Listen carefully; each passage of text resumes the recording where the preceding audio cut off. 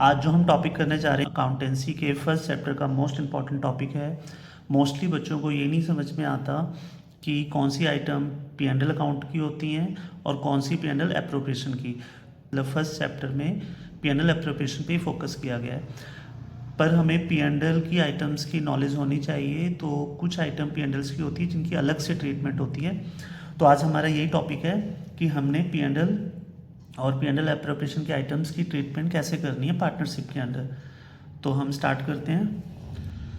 हाँ जी स्टूडेंट्स, वैसे तो profit and loss account plus two में बहुत कम यूज़ होता है, बट हमें कुछ आइटम्स ऐसी हैं अगर उसकी नॉलेज होगी तो हम तभी पी एंड एल एप्रोप्रिएशन अच्छे से बना पाएंगे।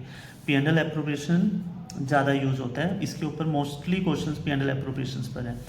पर यहाँ पर देखो कुछ चीज़ें जो 11th में आपने कर ली है, मैं उस पर ज़्यादा फोकस नहीं करूँगा। जैसे ग्रॉस लॉस यहाँ आता है, ट्रेडिंग का ग्रॉस प्रॉफिट यहाँ आता है, ये कुछ इनकम है जो आपने 11th में की हुई है। एक्सपेंसेस इससे रिलेटेड मैंने अभी कुछ एक्सपेंस लिख दिए हैं, पर जो मेन फोकस अभी हमें करना है इन पर करना है जो मैंने हाईलाइट की हुई है। ये देखो, जैसे rent paid to partner, partner को हमने अगर रेंट देना है तो यहाँ रिकॉर्ड होगा। Interest on loan, interest on loan अगर फर्म ने लोन लिया हुआ है पार्टनर से तो उसका खर्च यहाँ पर रिकॉर्ड होगा, क्योंकि फर्म उस पर इंटरेस्ट पे करेगी। तो एक आइटम है मैनेजर कमीशन। तो मोस्टली ये तीन चीज़ें दिखेंगी। अब बात आती है रेंट पार्टनर को हम क्यों देंगे। रेंट इसलिए देंगे, मान लो हम पार्टनर की बिल्डिंग लैंड यूज़ करते हैं तो रेंट देना पड़ेगा, तो रेंट पार्टनर को मिलेगा। और ये इंटरेस्ट फर्म का एक्सपेंस है क्योंकि फर्म ने लोन लिया हुआ है। और एक इंटरेस्ट इस साइड भी आइटम है जो बहुत इंपॉर्टेंट है, ये इंटरेस्ट फर्म की इनकम है। ये फर्म को तब इंटरेस्ट मिलेगा जब फर्म ने लोन पार्टनर को दिया होगा, तो ये फर्म की क्रेडिट पी एंड एल पे क्रेडिट साइड आता है। तो इसके बाद नॉर्मल प्रोसेस करके आप नेट प्रॉफिट निकालना है या नेट लॉस। आपको पता है इन दोनों में से कोई एक आएगा। तो नेट प्रॉफिट एप्रोप्रिएशन में आपने क्रेडिट साइड लेकर आना है और नेट लॉस डेबिट साइड। तो अब मैं कुछ आइटम्स बताना चाहता हूँ जो यहाँ पर रिकॉर्ड होंगी और पार्टनर्स को दी जाती हैं, मतलब डिस्ट्रीब्यूट की जाती हैं पी एंड एल एप्रोप्रिएशन में। तो पी एंड एल एप्रोप्रिएशन के डेबिट में कौन से एक्सपेंसेस आते हैं? Interest on capital, salary partner की और पार्टनर्स को कमीशन अगर दी है, और अगर हमने कुछ पैसा रिजर्व में रखना है वो यहाँ पर आता है। और क्रेडिट में आता है इंटरेस्ट ऑन ड्राइंग, ये फर्म की इनकम होती है। तो नेट प्रॉफिट में इंटरेस्ट ऑन ड्राइंग प्लस करके और सारे expense, interest on capital, salary, commission और रिजर्व में पैसा रखने के बाद जो प्रॉफिट बचता है वो डिस्ट्रीब्यूट होता है प्रॉफिट शेयरिंग रेशो में और वो कैपिटल अकाउंट में ट्रांसफ़र होता है।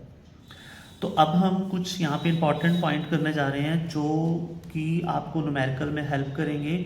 वो इंपॉर्टेंट पॉइंट क्या हैं? Important notes for the item recorded on debit side of P and L.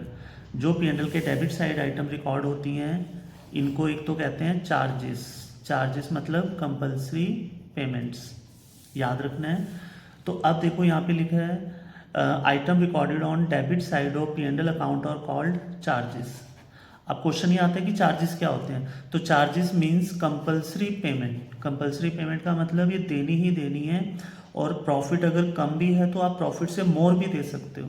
मतलब अगर आपके पास प्रॉफिट सफिशेंट अवेलेबल नहीं है तो चार्जेस आर अलाउड या paid more than profit, profit से ज़्यादा भी पे कर सकते हो।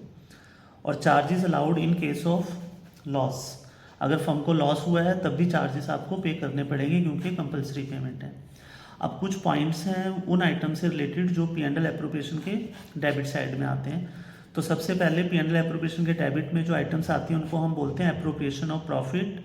इसका मतलब होता है एप्रोप्रिएशन ऑफ प्रॉफिट का मीनिंग है डिस्ट्रीब्यूट अवेलेबल प्रॉफिट, जो प्रॉफिट अवेलेबल है वो डिस्ट्रीब्यूट करना है पार्टनर में। सेकंड इसका जो रूल है इंपॉर्टेंट वो है appropriation not allowed more than profit. कभी भी आप एप्रोप्रिएशन प्रॉफिट से ज़्यादा नहीं डिस्ट्रीब्यूट कर सकते, प्रॉफिट से ज़्यादा एप्रोप्रिएशन नहीं पे कर सकते।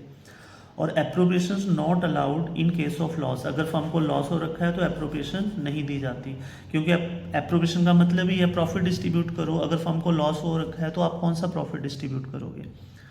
तो मैं एक बार फटाफट बता देता हूँ। चार्जेस कंपलसरी पेमेंट हैं, वो प्रॉफिट से ज़्यादा भी दिए जाते हैं, पर एप्रोप्रिएशंस प्रॉफिट का डिस्ट्रीब्यूशन है तो वो अवेलेबल प्रॉफिट तक के इक्वली दिया जाएगा, कभी भी प्रॉफिट से ज़्यादा नहीं दिया जाएगा। Not allowed more than profit. और जो चार्जेस होते हैं वो लॉस के केस में भी देने पड़ेंगे, एप्रोप्रिएशन लॉस के केस में नहीं दिए जाते।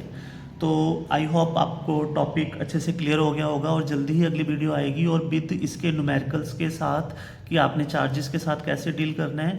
मैं एक चीज़ ये बता देता हूँ कि P&L अकाउंट बनेगा ही नहीं, बहुत रेयर बनेगा, और पर इन आइटम्स के साथ कैसे डील करना है वो आपको जल्दी ही मैं न्यूमेरिकल के साथ सॉल्व करके दिखाऊंगा। तो अगली वीडियो में जल्दी मिलते हैं। Bye, take care.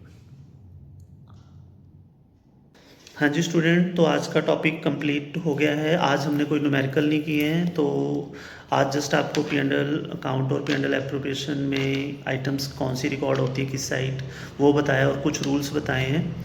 तो जल्दी ही हमारी अगली वीडियो आएगी न्यूमेरिकल के साथ, और मैं आपको कोशिश करूँगा प्रीवियस ईयर के क्वेश्चंस भी उसमें कवर किए जाएँ, और आपको चार्जेस कैसे रिकॉर्ड करने हैं और एप्रोप्रिएशन कैसे रिकॉर्ड करनी है वो भी सिखाया जाएगा। Okay, bye, take care.